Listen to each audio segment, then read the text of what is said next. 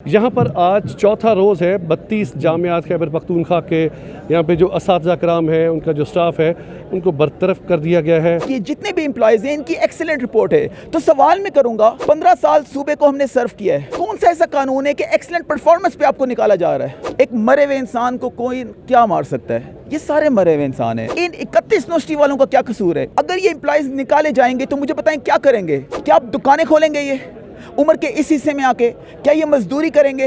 मैं रिक्वेस्ट करता हूँ खान साहब से कि हमारे नुमाइंदों को आगे बुलाया जाए। वो माजूर भी हैं, हमारे साथ डिसेबल भी आए हुए हैं। अभी खारदार तारें लगा दी गई हैं, 5 बजे का डेड आपने लाइन भी उन्होंने बता दी है। आपने आगे भी हम पुरअमन रहेंगे, मार्च हमारा राइट है।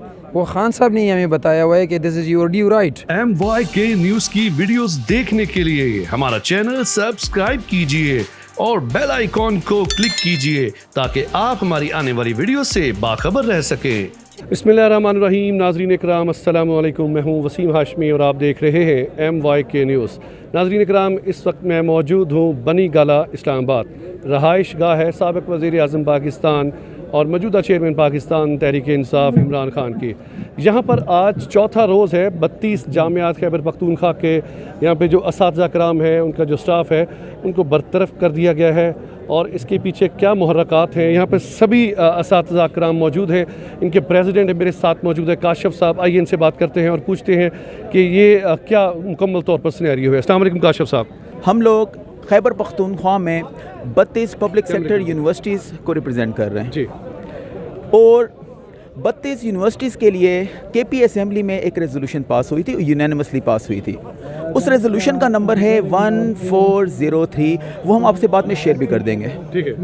उस रेजोल्यूशन में लिखा है कि ये जितने भी मुलाजमीन हैं इन सबको रेगुलाइज कर दो, और जो काम कर रहे हैं और जो निकाले गए सबको रेगुलाइज कर दो बिला किसी तफरीक के।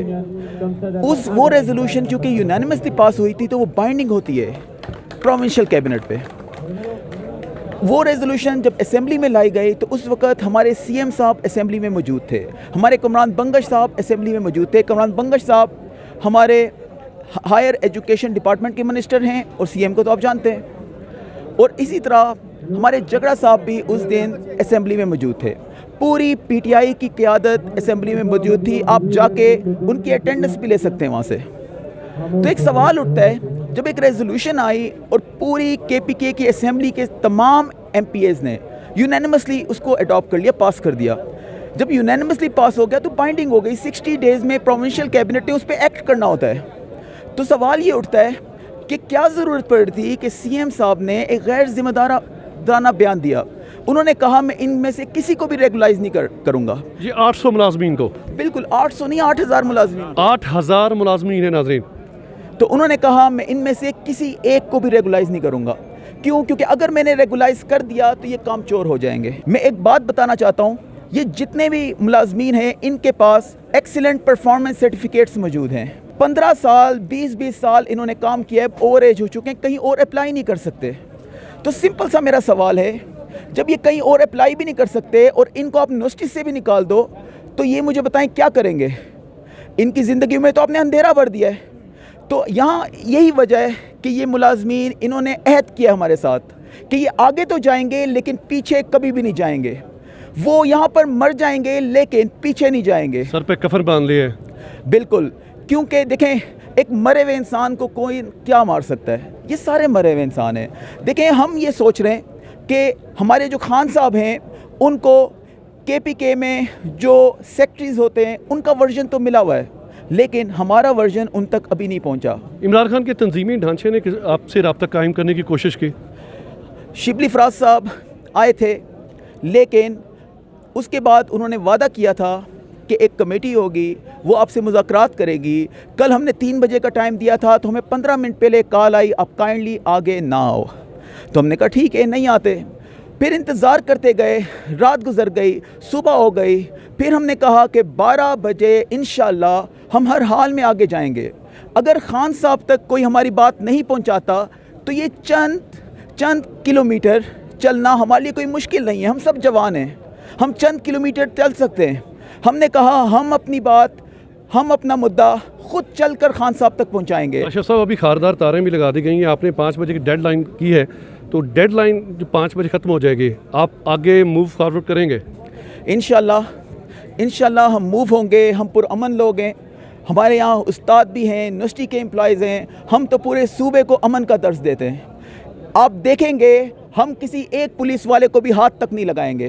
وہ ہم پہ لاٹھی چارج کریں, بے شک ہمیں گولیاں مار دیں, ہم کسی ایک پولیس کو ہاتھ تک نہیں لگائیں گے. ہم پرامن لوگ ہیں. ہم صرف اتنا چاہتے ہیں کہ خان صاحب ایک بار ہماری بات سنیں. انشاءاللہ جب یہ بات خان صاحب تک پہنچے گی, کیونکہ مجھے امید ہے کہ وہ خود جمہوریت کے سپورٹر ہیں, جب پوری اسمبلی نے ایک ریزولوشن پاس کر دی تو کیوں ہمیں ان کو ریگولائز نہیں کیا جا سکتا, جبکہ کے پی کے میں جتنے بھی ڈپارٹمنٹس ہیں سب کو ریگولائز کیا گیا ہے.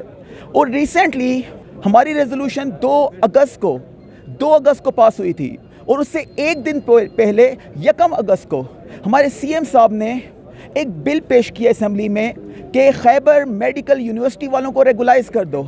ہم پہلے 32 یونیورسٹی کو ریپرزینٹ کر رہے تھے, اب ہم 31 کو ریپرزینٹ کر رہے ہیں, کیونکہ انہوں نے جوش خطابت میں آ کر ایک بار کہہ دیا کہ میں کے ایم یو کو ریگولائز کروں گا, تو انہوں نے ریگولائز کر دیا.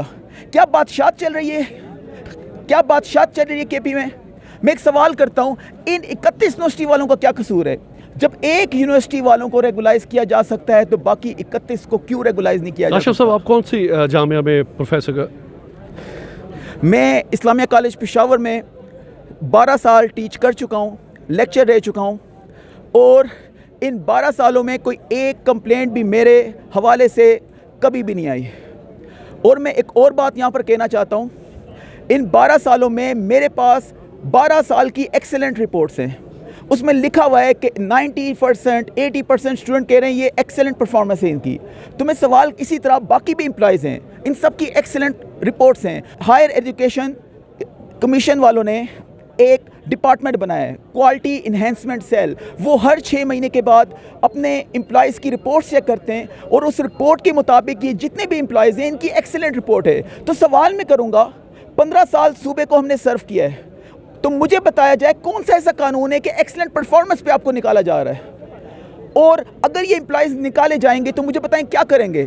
کیا استاد, یہ امپلائیز جتنے بھی امپلائیز ہیں ہمارے, ٹیچنگ نان ٹیچنگ, کیا آپ دکانیں کھولیں گے یہ عمر کے اس حصے میں آ کے؟ کیا یہ مزدوری کریں گے؟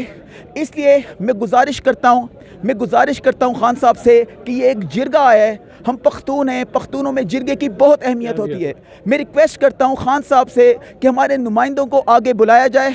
ہم اس وقت تک یہ لوگ نہیں جائیں گے جب تک ہمارے نمائندے ان سے آرگومنٹ کریں گے, اور انشاءاللہ امید ہے کہ خان صاحب مان جائیں گے. ناظرین اکرام, خان صاحب اپنی ہر تقریر میں قرآنی آیات کا ذکر کرتے ہیں, اہدنا الصراط المستقیم. پھر درس و تدریس کے شعبے سے منسلک وہ بہت سی اور بھی ایسی حکایات بیان کرتے ہیں جس سے ہمارا جو روح ہوتی ہے وہ تازگی میں آ جاتی ہے. لیکن آج یہ اساتذہ کرام جو اس وقت یہاں پہ موجود ہیں, 4تھا دن ہے, یہ یہاں پہ کیسے رہ رہے ہیں؟ یہ ہمارے ان کے جو تنظیم کے وائس پریزیڈنٹ ہیں ہمارے ساتھ موجود ہیں. السلام علیکم. وعلیکم السلام. نام بتائیے گا اپنا. محمد نثار. نثار صاحب, 4تھا دن ہے, پہلے 3 دن کیسے گزرے, کہاں پہ آپ نے رات گزاری؟ بس کھلے آسمان کے نیچے گزارے ہیں. تو کھانا پینا کیسے رہا؟ بالکل بیکار, اور کیونکہ ہمارے پاس ارینجمنٹ اس طرح سے نہیں ہے, نیچے نہ ہوٹل ہے پراپر, نہ کوئی رہنے سہنے کی جگہ ہے, اور اوپر سے کبھی پہلے بارش بھی ہوتی ہے, ٹھنڈ بھی ہوتی ہے, مچھر بھی ہوتے ہیں. یہ اگر میں آپ کو بتاؤں کہ میری لائف کی فرسٹ 2-3 راتیں ہیں کہ جو میں سڑک پہ لیٹ کے اینٹ سر کے نیچے رکھ کے میں سو رہا ہوں.